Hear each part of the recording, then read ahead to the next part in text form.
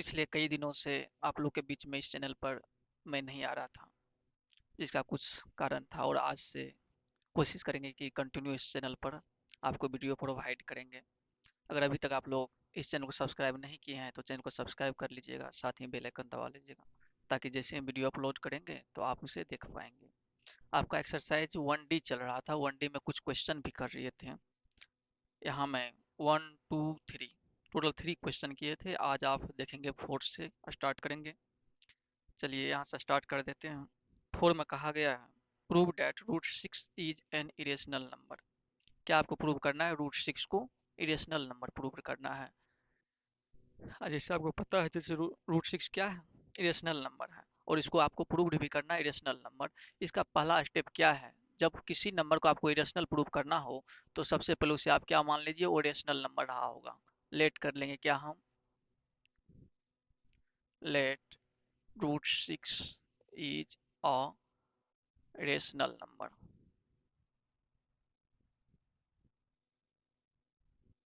पहला स्टेप ये रहेगा। जिसको आपको इरेशनल प्रूव करना होगा तो उसे हम रेशनल मान लेंगे।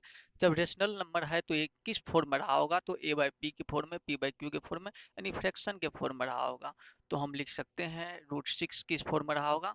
a बाई बी के फॉर्म में रहा होगा। और यहाँ पर a एंड b को हम क्या मान लेंगे? Where a and b are को प्राइम।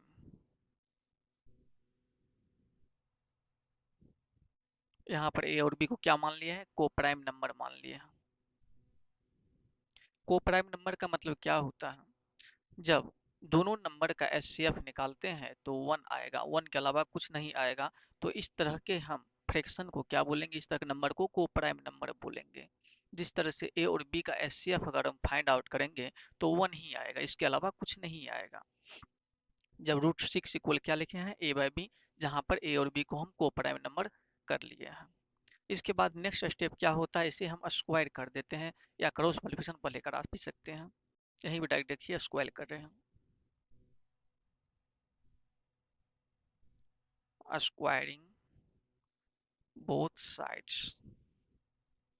जब आप स्क्वायर करेंगे तो क्या हो जाएगा? रूट 6 का स्क्वायर इक्वल ए अपॉन बी का स्क्वायर। जब रूट 6 का स्क्वायर करेंगे तो क्या हो जाएगा? स्क्वायर से रूट भी कैंसिल कर सकते हैं, नहीं तो रूट 6 का स्क्वायर क्या हो जाएगा? 6 हो जाएगा। इसका मतलब क्या हुआ? रूट 6 मल्टीप्लाई रूट 6, यानी ये 6 हो जाएगा। इधर क्या हो जाएगा? ए स्क्वायर बाय बी हो जाएगा, बी स्क्वायर, क्योंकि दोनों पर स्क्वायर है। यहाँ से क्या करेंगे? 6 को हम इधर भेज देंगे और बी स्क्वायर को इधर ला लेंगे। तो ये क्या हो जाएगा? B square by equal a square by 6 हो जाएगा। यहाँ से आप क्या देख रहे हैं? ए स्क्वायर जो है 6 से डिवाइड है। एक चीज यहाँ पर आपको समझना क्या है, जिस तरह से 6 से कोई नंबर डिवाइड है, 6 से कोई नंबर डिवाइड है, इसका स्क्वायर भी A6 है, A6 से डिवाइड है ही, तो इसका स्क्वायर भी क्या होता है? 36। ए भी 6 से क्या होगा? डिवाइड हो जाएगा। जिस तरह से 5 है यहाँ पर, जब 5 तो 5 से डिवाइड है ही, इसका स्क्वायर भी क्या होगा? 25। ए भी 5 से डिवाइड है। ये समझ रहे हैं आप? जिस तरह से यहाँ 3 है, 3 तो 3 से डिवाइड होगा ही, साथ ही इसका जो स्क्वायर करेंगे 3 का स्क्वायर 9, ए भी 3 से डिवाइड होगा। यहाँ पर यही चीज है, यहाँ पर ए स्क्वायर जो है ये 6 से डिवाइड है, यानी किसी नंबर का स्क्वायर जो है 6 से डिवाइड है। और इस तरह से ए नंबर भी, ए जो है ये खुद भी 6 से डिवाइड होगा। कहिए कैसे? जिस तरह से यहाँ 36 देखिए, ये किससे डिवाइड है? 6 से डिवाइड है। इसका मतलब इसका स्क्वायर जो है, ये नंबर जो है, यानी 6 जो है खुद भी ये 6 से डिवाइड है। जिस तरह से ये स्क्वायर है 5 का, ये तो 5 से डिवाइड है ही, और इसका एक नंबर जो है 5 वो भी डिवाइड रहेगा 5 से, यानी उल्टा केस यहाँ पर दिया हुआ है। हम यहाँ पर बोलेंगे ए स्क्वायर जो है 6 से डिवाइड है, इसलिए ए जो नंबर होगा ए भी किससे डिवाइड होगा? 6 से डिवाइड होगा। यहाँ हम क्या लिख सकते हैं? इसे इक्वेशन बना लेते हैं। इक्वेशन 1 यहाँ पर लिख सकते हैं ए स्क्वायर इज डिवाइडेड बाय 6। जब ए स्क्वायर 6 से डिवाइड है तो ए जो होगा, ए भी किससे डिवाइड होगा? 6 से होगा। ए इज डिवाइडेड बाय 6। यहाँ पे अर्थ समझ गए होगा, जब किसी नंबर का स्क्वायर डिवाइड होता है 6 से, वो नंबर खुद भी डिवाइड होगा 6 से। वही चीज लिखा गया है यहाँ पर। इस लाइन को जैसे समझ गए हैं, यहाँ पे एक चीज करते हैं, जो ए जो है किससे डिवाइड है, 6 से डिवाइड है। यहाँ पे एक चीज समझना है आपको है, जिस तरह से यहाँ पर क्या लेते हैं, 5 लेते हैं या 25 लेते हैं। ए 5 से डिवाइड है, 5 टाइम में लगेगा, 25 कैंसिल हो जाएगा। ठीक है, यानी हम 25 को क्या लिख सकते हैं यहाँ पर, 5 इंटू समथिंग लिख सकते हैं, यानी 5 मल्टीप्लाई 5 लिख सकते हैं। 25 को हम क्या लिख सकते हैं, 5 मल्टीप्लाई 5 लिख सकते हैं।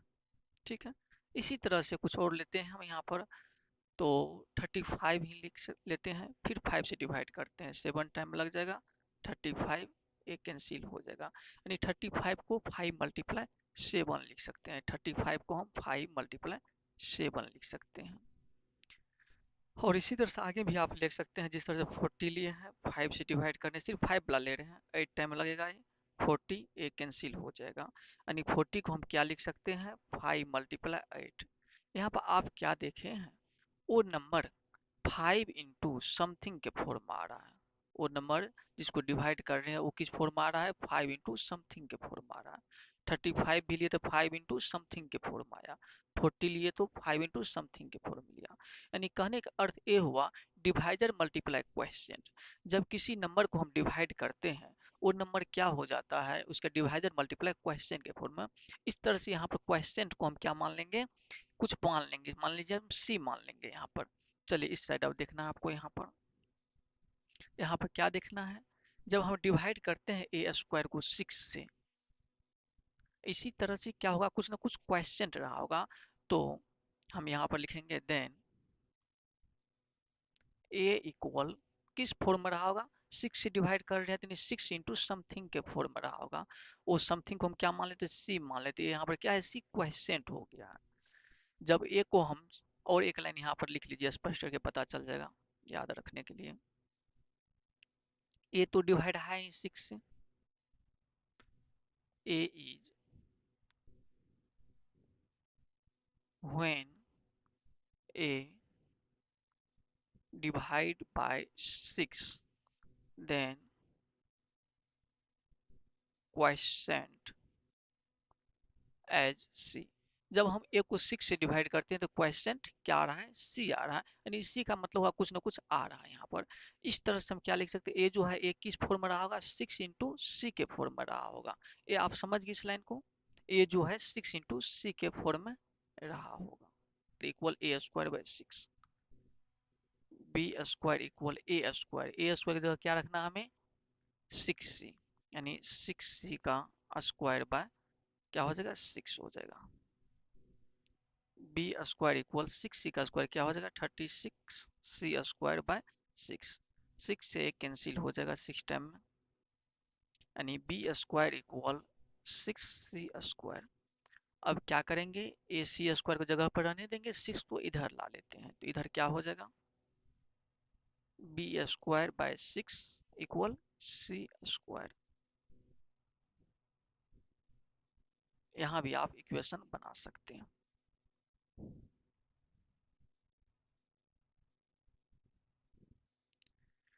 बी स्क्वायर क्या हो गया, b square by 6 equal C square. यहाँ पर भी क्या हो रहा है, सेम वही कंडीशन जैसे बताए थे। यहाँ पर ए स्क्वायर अगर 6 से डिवाइड है तो इसका मतलब ए भी जो है 6 से डिवाइड होगा, जिस तरह से एग्जाम्पल के थ्रू बताए थे। वही कंडीशन यहाँ पर क्या है, बी स्क्वायर जब 6 से डिवाइड है, इसका मतलब बी जो नंबर है, बी भी किससे डिवाइड होगा, 6 से डिवाइड होगा। वही चीज यहाँ पर लिखेंगे, b square is divided by 6, therefore b is also divided by 6। इसलिए b भी क्या होगा, 6 से डिवाइड होगा।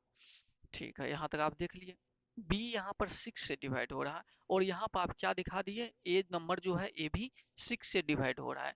लेकिन आप a और b को कैसा नंबर माने हैं, को प्राइम नंबर माने हैं। को प्राइम नंबर का मतलब उसका सिर्फ एक ही फैक्टर होगा, ओनली 1 होगा। लेकिन यहाँ पर बी आप क्या देख रहे हैं, ए और बी का एक और भी फैक्टर है जो 6 है। इसका मतलब ये क्या है, को प्राइम नंबर नहीं है, क्योंकि 1 के अलावा दूसरा फैक्टर आ गया है। या आप यहाँ पर क्या लिख सकते हैं, इट कंट्राडिक्ट, यहाँ पे क्या हो रहा है, कंट्राडिक्शन हो रहा है, it contradict that the a and b are coprime. यहाँ पे क्या है, ए और बी को हम क्या माने हैं, को प्राइम माने हैं, but it has another factor as 6 of a and b. यहाँ पर आप क्या देखे हैं, ए और बी का एक और फैक्टर मिल गया 6, इसलिए मिल गया है। और ये क्या है, जो हम ऐसा क्यों हुआ है, ऐसा इसलिए हुआ है क्योंकि हम इसे क्या माने हैं, प्राइम नंबर मान के चले हैं, सॉरी यहाँ पर रेशनल नंबर मान के चले हैं, जिस कारण से ये कंट्राडिक्शन अराइज हुआ है। क्या लिखेंगे आप, it's arise due to our consumption assumption, यह मेरे हमारे मानने की वजह से क्या हुआ है, कंट्राडिक्शन अराइज हो गया है। देयरफॉर आप क्या लिखेंगे, हेंस √6 क्या नंबर होगा, irrational number, √6 is an irrational.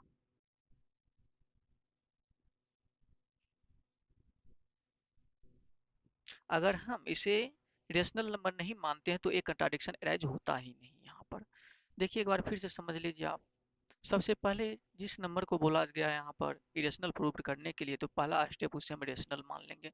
जब रेशनल है तो ओ ए अपॉन बी के फॉर्म में रहेगा, जहाँ पर ए और बी को हम को प्राइम नंबर ले लेंगे हैं। को प्राइम नंबर का मतलब हुआ इसका जो फैक्टर होगा 1 होगा, और उसके बाद क्या करेंगे, स्क्वायर कर देंगे। स्क्वायर जैसे करेंगे तो इस फॉर्म में आएगा b square equal a square by 6। A आने का मतलब है ए स्क्वायर जो है 6 से डिवाइड है, इसका मतलब ए जो है, ए नंबर, ए भी 6 से डिवाइड होगा। ठीक है, वही चीज यहाँ पर लिखे हैं। जब ए 6 से डिवाइड होगा, इसका मतलब ए जो है किस फॉर्म में रहा होगा, 6 इंटू समथिंग के फॉर्म में रहा होगा।